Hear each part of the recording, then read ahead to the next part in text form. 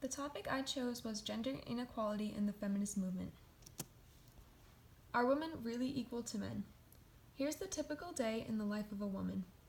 Imagine you're walking to work at a large corporation wearing business attire. Imagine hearing degrading remarks about your body and what you are wearing as you walk in. Imagine walking into your work, sitting down, and working harder than anyone else there only to be paid less and not even considered for promotions. Imagine at the end of the day, you walk out into the dark parking lot, keeping your apartment keys between your fingers just in case you're attacked. Imagine constantly looking around in search of predators and having to lock the doors immediately after you get inside. Most men cannot identify with this, but every woman can.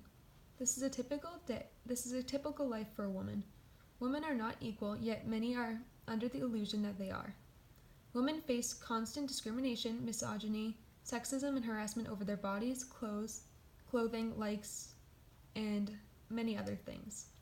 The patriarchy is still existing and prominent today, protected by the glass ceiling. Contrary to some beliefs, women do not have equal rights physically, socially, economically, or politically, and it is vital that actions are taken to change that in order to give every person the best quality of life possible. Women do not have equal rights politically and economically. Women have little representation in government. Congress is filled with many more men than women, and there has never been a female president in the United States. Women are not represented well in government because some people think that they are not capable of holding such important and powerful positions. Little representation in government leads to little protection under law and little voice as to what women need and how to adequately protect them. Females also experience sexism in the workplace with things like trying to get a job, maternity leave, and wages. There is still a significant wage gap between men and women that increases between men and women of color. White women on average make 80 cents to every man's dollar, and women of color make even less. Not only is there a wage gap, but women also pay more for items than men do. Novelties such as women's deodorant, soap, razors, etc. cost more than men's do. This is known as the pink tax. Women are also less likely to hold higher power positions and are less likely to get promoted to better jobs like CEO. Misogyny, sexism, the patriarchy, and the glass ceiling are all different forms of oppression for women socially, economically, and politically. The glass ceiling is a term used to describe the barrier preventing women and people of minorities from getting better jobs, getting promoted, getting higher wages, maternity leave, etc. There is a notion that women belong at home, cooking, cleaning, and taking care of the kids. This idea has existed for many years, and although society has recently changed to allow for women to work, the idea still exists and prevents women from advancing and makes them face judgment and harassment for wanting powerful jobs. Misogyny is being prejudiced against women. Sexism is stereotyping and discriminating based on gender. Examples of these are the safety gap, the wage gap, and double standards. Another example is the discrimination among women of minorities like LGBT women and women of color. The patriarchy is society's system where men are dominant and hold all or most of positions of power and authority. Men are often viewed as the head of the household. Men are expected to work while women stay home and cook and clean. Men are expected to be bigger, stronger, make more money, and pay for everything. Men hold much more position in government and more higher power positions in corporations in the workplace. Another aspect in which women are not equal is socially, due to rape culture, victim blaming, and injustices accompanied by non-convicted rapists. Women are more at risk for sexual assault, human trafficking, and domestic and sexual abuse. Every 92 seconds, an American is sexually assaulted. 1 in 6 women experience attempted or complete rape during their lifetime. Women are viewed as objects in society and are often used and taken advantage of. They do not have rights to their own body as they are denied abortions and birth control. Women are catcalled and harassed on the streets for what they are wearing. Victims of sexual abuse and rape are often not believed or blamed for what happened to them. This is known as rape culture. Rapists also often are not convicted and go underpunished. There These are some of the components of rape culture, and it scares women into suffering in silence. Rape culture involves victim blaming, shaming women, teaching women how to prevent rape, and underpunished rapists. Women get blamed for someone raping them by saying they were asking for it, and are asked what they were wearing and if they were drinking. If they do come forward, they are mocked and accused of lying. Women are scared to walk alone, walk at night, go to bars, accept drinks from people, or go on dates without fear of getting raped, roofied, or killed. Women are taught how to prevent someone raping them instead of teaching men consent and teaching them not to rape. Women are taught not to wear revealing clothing, not to go drinking, not walk alone, not talk to strangers, never go on public transportation alone, etc. Women are taught to hold keys between their fingers, lock doors as soon as they get inside cars, houses, or apartments, and carry pepper spray or other self-defense objects. By teaching this, they aren't preventing rape. It is just allowing the assault to happen to someone else. After men commit these crimes to women, men are often not brought to justice. Many accounts of rape and sexual assault are not reported, and even fewer make it to court. Once in court, most rapists are not convicted or not given a heavy enough sentence. Out of every 1,000 rapes, 995 perpetrators walk free. The obstruction of justice for rape victims further makes victims not want to come forward. This is a chart that displays the amount of rapists by the numbers. It shows how many rapists there are in proportion to how many are reported, face trial, jailed, and those falsely accused. It illustrates the significant problem we have in society of the injustice of rape victims. Women, although still not equal, have more rights in the United States and other Western industrialized countries than other countries. Around the world, especially in the Middle East and Asian countries, women are severely oppressed and have very little rights. They have little ability to do anything. In some countries, women cannot be educated, drive, learn to read, vote, or work. There are still arranged marriages where adolescent girls are sold into marriage with men much older than them and are forced to have kids with them. The men are often much older and rape the girls, many of whom die from intercourse due to the young age. Women are still killed for not marrying someone, not having kids, or trying to educate themselves, or exercise their rights. Minority women also face discrimination in the United States and countries around the world.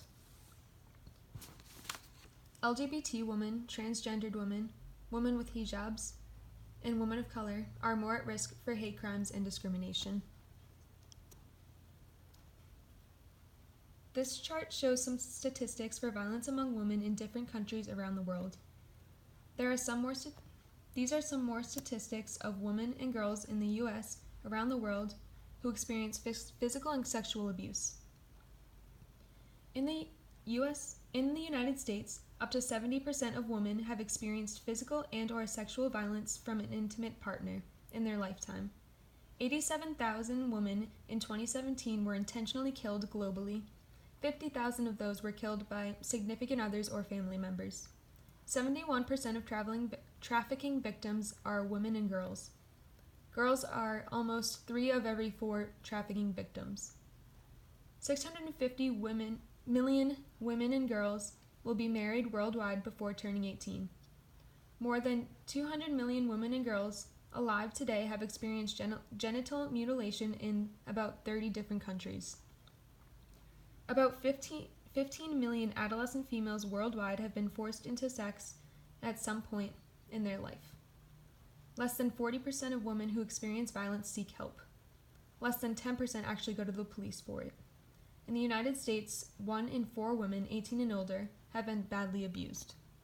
This is not to say that men do not experience sexual and/or physical abuse, but it is just stating that women have a much higher risk and stating that it happens far too often and is ignored by society too much.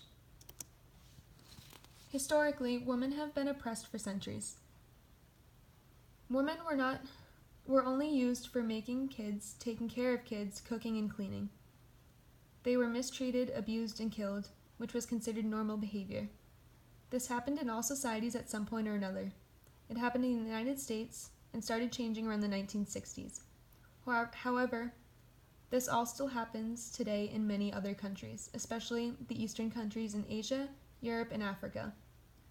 Women were viewed as weak, unimportant, and incapable of doing anything. It wasn't until the past century when women have finally made progress in getting more rights and freedoms. In the late 1800s and early 1900s, women started advocating for themselves and the feminist movement was born. There was a lot of difficulty with this, and the movement and activists received a lot of backlash for a long time. During World War I, when all men went off to war, women started to work in the factories and other jobs. The men were off fighting, and there were too few workers to keep the factories open to produce the materials needed for war without women working and filling those spaces. This was a major step for women's rights because it proved that women were capable of working harder and more labor-intensive jobs. Women were thought to be too weak to handle most jobs, yet this proved that they could handle it and ultimately led to women being allowed to work in more areas of work. After the war ended, most women went back to being stay-at-home moms taking care of the family and the house, but some kept working. In the 1920s, women gained more freedom. A constitutional amendment was made giving women the right to vote, which was a huge advancement that had been advocated for over the course of many years. There were also flappers, which was what women were called if they broke through the gender norms and stereotypes. Women before had to cover themselves up to be very conservative and kempt, but flappers wore scandalous clothing, started dating and kissing boys out of wedlock. They started going out more just to have fun and started not to get married right away, or even not at all. All this was frowned upon back then, but eventually became normalized. The flappers were judged and ridiculed, especially by the older generation, yet paved the way for women in the future to have rights and freedoms that they longed for. As the years progressed, women slowly gained more and more rights until we get to where we are today. The problem is that women are not equal to men in society, and it needs to change. Everyone deserves basic human rights. Gender should not define the quality of life you have or the things you do. Everyone needs to have equal opportunities in the world. Men and women are only separated by a couple chromosomes, and those chromosomes should not be the difference as to whether you receive basic human rights, freedom, and a good life with good opportunities. The problem is that most men, and some women, think that women are equal, which needs to change so that actions can be taken to give women equal rights and opportunities.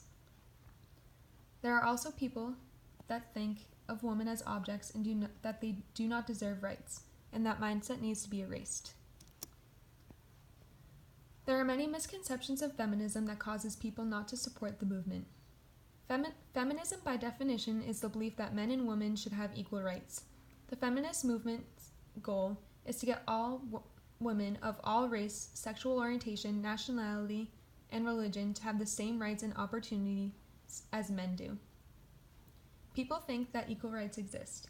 By law, in the United States, the Civil Rights Act of 1964 prevents discrimination among gender, religion, ethnicity, and race.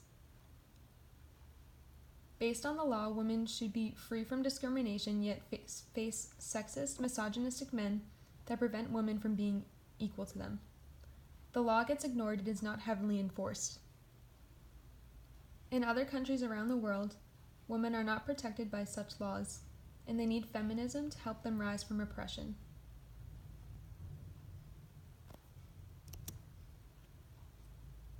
The point of the movement is to level out the playing field for everyone. This movement should not create special privileges for women because that would make men less equal to women, and that is a whole new problem. Women who are prejudiced against men are misandrous, and women who want special treatment or demand equal rights but still want exemptions are not feminists.